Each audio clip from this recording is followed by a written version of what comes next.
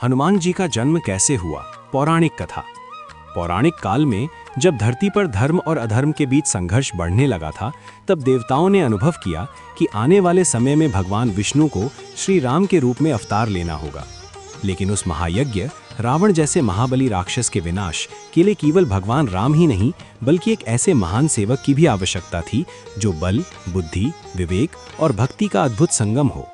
उसी उद्देश्य से हनुमान जी का अवतरण हुआ। हनुमान जी की माता अंजना अपने पूर्व जन्म में एक अप्सरा थीं।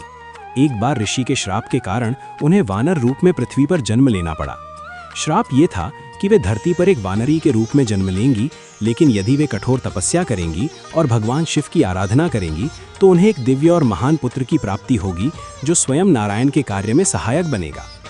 अंजना ने श्राप को स्वीकार किया और दक्षिण भारत के पर्वतीय क्षेत्र में जाकर भगवान शिव की घोर तपस्या करने लगी। वे वर्षों तक फल मूल खाकर कठिन व्रतों के साथ शिव भक्ति में लीन रहीं। उनकी तपस्या इतनी कठोर थी कि देवता भी चकित हो गए। अंजना की तपस्या से प्रसन्न होकर भगवान शिव प्रकट हुए। उन्होंने अंजना से वर मांगने को कहा।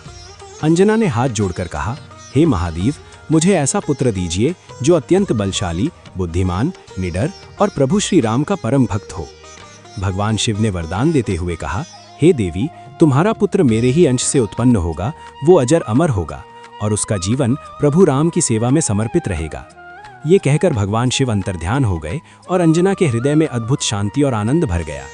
यहाँ तक आपने अंजना माता की कठोर तपस्या सुनी।